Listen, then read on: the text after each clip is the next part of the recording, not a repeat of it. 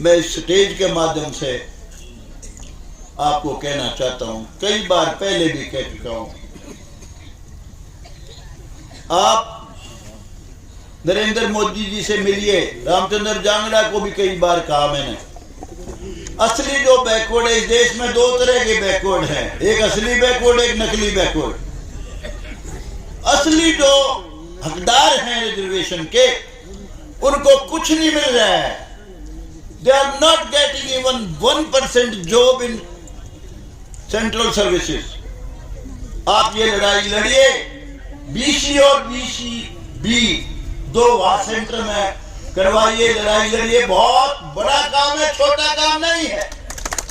अगर ये काम आप करेंगे तो लोग हमेशा मोदी जी को आपको याद करेंगे कि हमारे लिए, हमारे जीवन की सबसे बड़ी चीज जो हमारे को चाहिए थी वो दिलवा दी। बात के खट्टर जी से भी कहिए, क्लास 1 और 2 की सर्विसेज में भी वो 16, 11, 27 वाला अपनाएं। रिजर्वेशन 27% की उस जब भी अच्छी लगती है जब बड़ी नौकरियों में भी भागीदारी हो। तो ये मैं आपसे मांग कर रहा हूं, खट्टर साहब से मांग कर रहा हूं, इस स्टेज से। ये बहुत बड़ी मांग है। ये अगर मांग पूरी होगी, खट्टर साहब का भी आधा मसला हल हो जाएगा। उनको समझ नहीं है इस बात की, मैंने बहुत समझाने की कोशिश की। समझिए खट्टर साहब, आप ट्रांसफर ऑनलाइन करते हो, मेरिट से नौकरियां देते हो, पोर्टल खोल रखे हर चीज के। खट्टर साहब उनकी तरफ भी ध्यान दो जिन्होंने आपका राज बनाया है, आगे भी राज बनाना चाहते हैं, आपके आपसे प्यार करते हैं।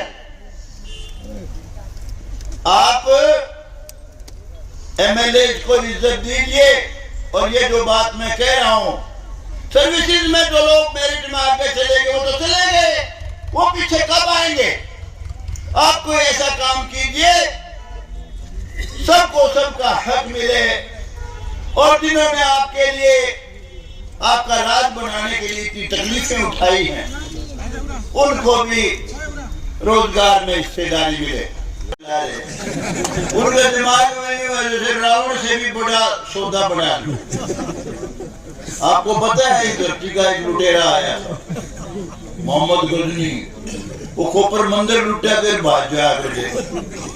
और वाजपेयी जी जब गए, कहने लगे मैं गजनी जाना चाहता हूँ। कहने लगे क्यों जाना चाहते हो? कहता है वहां का एक मोहम्मद गजनी हिंदुस्तान को के मंदिरों को लूट के ले गया था, मैं देखना चाहता हूँ। कहता छोटा सा कस्बा है, ना कोई 5 स्टार होटल है। वो कहने लगे भाई इतना मामूली आदमी था। कहता अभी थोड़े बहुत डाकू से इकट्ठे कर लिए उसने, चोर चक्के से, और जा अगला बेला बोला। वो ऐसा समय था और क्षत्रिय की बला भाई जिम्मेवारी लड़ाई की, वैश्य जी की, हमारे अग्रवाल समाज, बनिया समाज की जिम्मेवारी थी पैसे की, ब्राह्मणों की बला भाई विद्या पढ़ाओ। दूसरे भाई ये शुद्ध क्लास में दे रखे थे, कैसा जमाना था। देखिए जिन्हें लड़ाई लड़नी थी वो लड़े नहीं।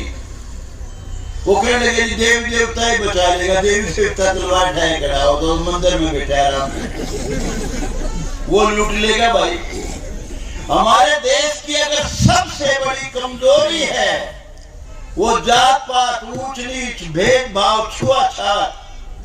हम सब एक बरादरी के हैं, कोई पहचान नहीं सकता।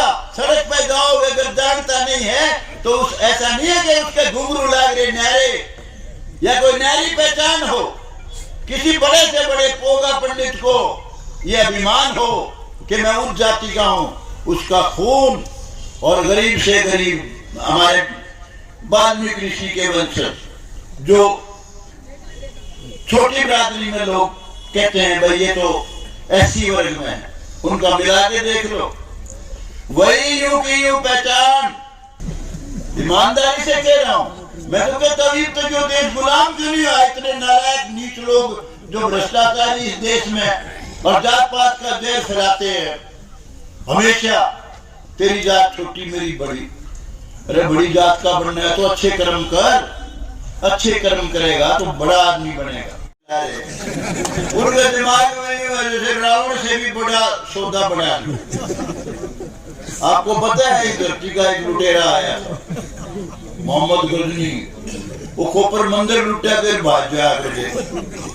और वाजपेयी जी जब गए कहने लगे मैं गजनी जाना चाहता हूँ। कहने लगे क्यों जाना चाहते हो? कहता है वहां का एक मोहम्मद गजनी हिंदुस्तान को के मंदिरों को लूट के ले गया था, मैं देखना चाहता हूँ। कहता छोटा सा कस्बा है, ना कोई 5 स्टार होटल है। वो कहने लगे भाई इतना मामूली आदमी था। कहता अभी थोड़े बहुत डाकू से इकट्ठे कर लिए उसने चोर चक्के से और जा अगला बेला बोला। वो ऐसा समय था और क्षत्रिय की बला भाई जिम्मेवारी लड़ाई की, वैश्य जी की, हमारे अग्रवाल समाज बनिया समाज की जिम्मेवारी थी पैसे की, ब्राह्मणों की बला भाई विद्या पढ़ाओ। दूसरे भाई ये शुद्ध क्लास में दे रखे थे, कैसा जमाना था। देखिए जिन्हें लड़ाई लड़नी थी वो लड़े नहीं। वो कहने लगे देवी देवता ही बचा लेगा, देवी देवता तलवार ठाए कराओ तो मंदिर में बैठा आराम वो लूट लेगा। भाई हमारे देश की अगर सबसे बड़ी कमजोरी है वो जात पात, ऊंच नीच, भेदभाव, छुआछात। हम सब एक बरादरी के हैं, कोई पहचान नहीं सकता। सड़क पे जाओ अगर जानता नहीं है तो ऐसा नहीं है कि उसके घुंघरू लाग रहे न्यारे या कोई न्यारी पहचान हो। किसी बड़े से बड़े पोगा पंडित को यह अभिमान हो कि मैं उस जाति का हूं, उसका खून और गरीब से गरीब हमारे वाल्मीकि ऋषि के वंशज जो छोटी बरादरी में लोग कहते हैं भाई ये तो ऐसी वर्ग में है, उनका मिला के देख लो। वही यूं की यूं पहचान, वही माइनस प्लस सारा रंग सबका लाल है भाई। तो इस देश को अगर बचाना है मेरे भाइयों, जात पात को खत्म करो। जात पात है सिर्फ दो। अच्छा इंसान है वो बड़ी जात का है, बेईमान है, दुष्ट आदमी है वो छोटी जात का है। जो आदमी सबकी मदद करता है, ईमानदार है और सबसे प्यार करता है वो बड़ी जाति का है। जात सिर्फ दो हैं। दूसरा इस देश को जो खा गए लोग वो है भ्रष्टाचारी। इस देश से अगर भ्रष्टाचार खत्म हो जाए तो पुराने जमाने में कहते हैं ये देश सोने की चिड़िया थी और हमारा 1 रुपया अमेरिका के 70 रुपये, हमारा 1 रुपया इंग्लैंड के डॉलर 70, यानी कहने का मतलब बहुत ज्यादा। हर देश के करेंसी पे हिंदुस्तान का रुपया भारी पड़ता था। लेकिन आज जुल्म की बात है, बेईमानों ने हमारा अमेरिका का 1 डॉलर हमारे 88, इंग्लैंड का वो क्या कहते हैं उसको पौंड, और हमारे मेरा ख्याल 100 से भी ऊपर रुपये। एक छोटे से देश में चला गया मैं, मलेशिया, कुछ भी नहीं उनके पास, बिल्कुल कुछ नहीं। हमारे 14-15 रुपये उनका एक। रोना आता था। थाईलैंड में गया मैं, थाईलैंड की भी यही पोजीशन। तो भाई इस देश का बीज मरण लग रहा है, इसको संभाल लो किसी तरीके से। और मैं तो कई बार सोचता हूँ कोई काम के अगला जी फलाने के फाइल अटक रही 2 महीने हो गए, वो नहीं देखे इतनी चूट में दाना कदा होगा। ईमानदारी से कह रहा हूँ मैं तो कहता हूँ तो जो देश गुलाम क्यों नहीं हुआ। इतने नालायक नीच लोग जो भ्रष्टाचारी इस देश में और जात पात का जहर फैलाते हैं, हमेशा तेरी जात छोटी मेरी बड़ी। अरे बड़ी जात का बनना है तो अच्छे कर्म कर, अच्छे कर्म करेगा तो बड़ा आदमी बनेगा। अभी जो मोदी जी ने वो दिया है, दिलवाया भारत रत्न, चौधरी चरण सिंह बहुत बड़ी जाति के थे, बहुत बड़े देश भगत थे। अंदाजा लगाइए आजादी की लड़ाई लड़ी, किसान की लड़ाई में नेहरू से बिगाड़ ली। उसके बाद 2 बार बिना पार्टी के, जाट तो है ही नहीं, मुट्ठी भरे मामूली से यूपी में अपनी ताकत, अपना उनका तप था, 2 बार चीफ मिनिस्टर बने। और उसके बाद होम मिनिस्टर बने देश के। बहुत से लोग कहते हैं कि जी चौधरी देवीलाल बड़े नेता थे, मैं कहता हूं थे, इस धरती से जुड़े हुए थे, जन जन के नेता थे, चौपाल के नेता थे। लेकिन भाई चौधरी देवीलाल को बनाने वाले सही मायनों में थे अगर, तो उसका नाम चौधरी चरण सिंह था। कितनी लड़ाइयां लड़ी अपने काल में उन्होंने, देश की आजादी की लड़ाई लड़ी। उसके बाद जब इंदिरा गांधी जी ने देश को गुलाम बना दिया था, सिविल राइट्स खत्म कर दिए थे, इमरजेंसी लगा दी थी, तो सत्याग्रह करके गए थे, 19 महीने जेल में रहे थे, बहुत बड़े आदमी थे उस वक्त।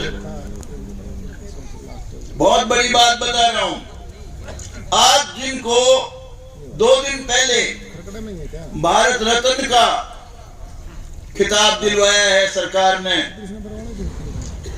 इस देश के बहुत ही बड़े इंसान, देश भगत, फ्रीडम फाइटर, किसानों के सबसे बड़े नेता देश के चौधरी चरण सिंह और चौधरी देवीलाल और बाकी सब जितने नेता थे,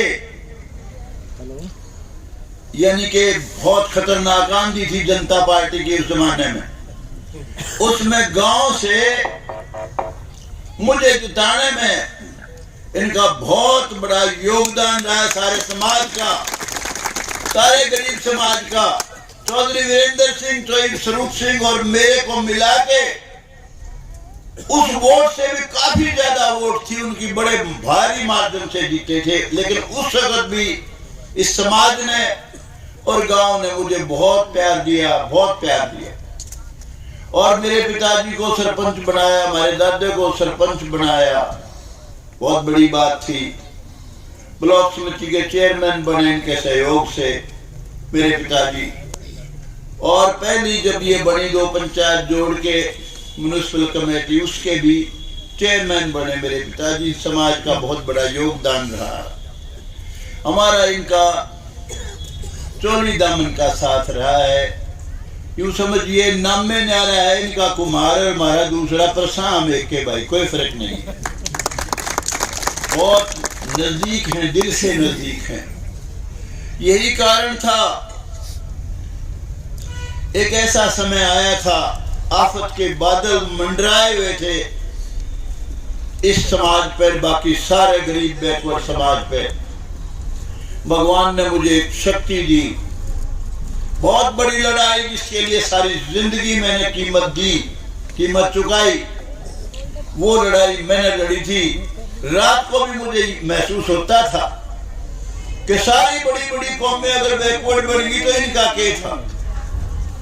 एक खोर में भाई खागर चल रहा और जोटा चल रहा और बांसुरी खाटड़ी, वो चलेगी कि मरेगी। वो लड़ाई लड़ने की शक्ति मुझे भगवान ने दी थी। सुप्रीम कोर्ट तक वो लड़ाई मैंने लड़ी, क्योंकि इनका प्यार मेरे अंदर समाया हुआ था, आज भी है, हमेशा जीऊंगा जब तक रहेगा।